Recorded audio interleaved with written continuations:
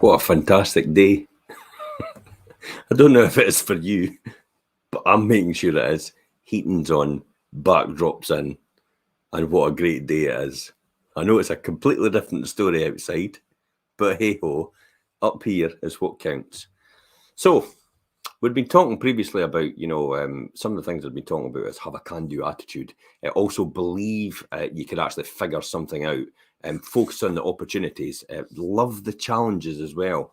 So, I'm going to talk about as well as seek to solve problems. And why do I say that? Really, successful people love to seek out problems that they know almost every problem in the universe is some way and other connected to each other.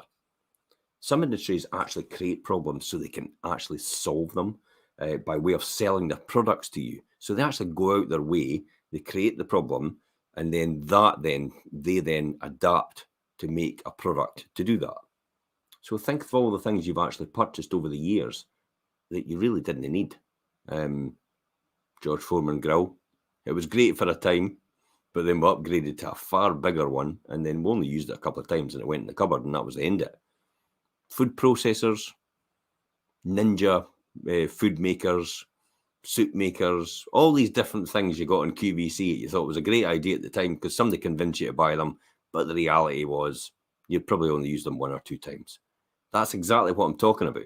Seek out to solve problems. And that's what a lot of successful companies do and individuals do. They actually almost create the problem to solve it, to sell you something that enhances their bottom line. Really, that's what it comes down to. So, maybe name in the comments as well. Actually, if you, Perry, you've nailed it. Foot spa. How many people have actually bought a foot spa, used it once or twice, and it went in the cupboard after that? Possibly. Maybe another one is actually flu shots. Somebody was actually talking to me the other day about flu shots, and it's like I've never felt the need to have a flu shot, but somehow, some way, people are convincing us that we need to have a flu shot. Now, I'm not saying you shouldn't, so that's exactly what I'm not saying, but I don't think I need it.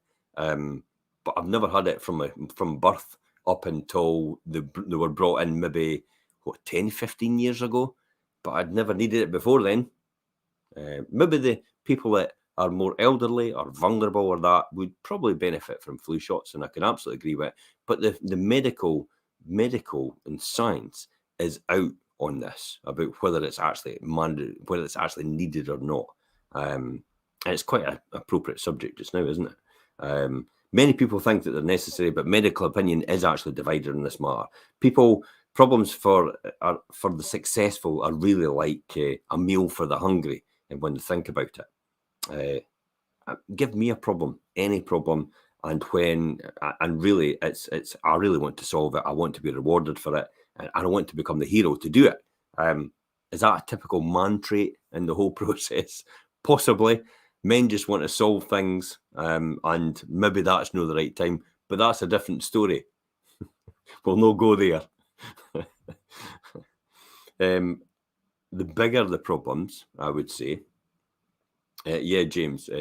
James says JML. Yeah, you're exactly right. Look, JML have created a business out of creating a problem and then providing the solution. How many times have you walked around B&Q and this wee thing comes up on a television at the end of the aisle from JML Promotions, and they convince you that this fuzzaway or whatever it is the answer to all your prayers and the answer to all your questions?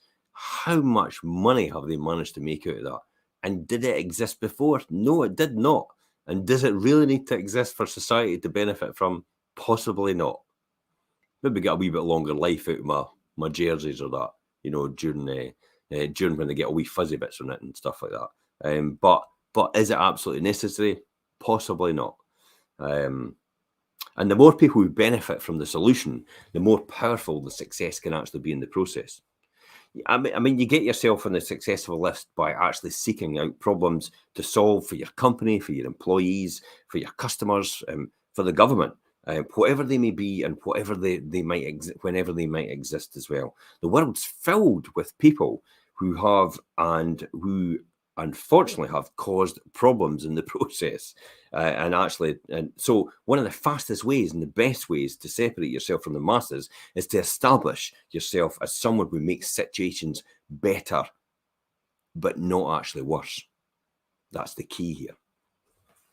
So we'll leave it at that. I'd love to hear from anybody else. Have you gone out and bought something, or have you been given something for, you know, what's coming, Christmas, and you've actually realised that you've only used it one or twice? How many people have actually never used it at all? I have still got a 5-foot blow-up Tyrannosaurus Rex, and it has never been out of the package. And I convinced myself 2 years ago for a party trick that I needed this, but I never ever used it. It arrived late, and I never sent it back, and I've still got it sitting in the packet. I'll use it at some point in time. I've actually got Catalloy as well for my thing, and also stuff as well for my camper van to sort out exactly what I want to do. And I've never ever used it because the camper van is now in storage, but I'll get it when the season comes out. And that's it, guys. You know, that's it until next time. Probably tomorrow or the next day or after, we'll talk about the persist until you're successful in the process. And that's me for now. Bye-bye.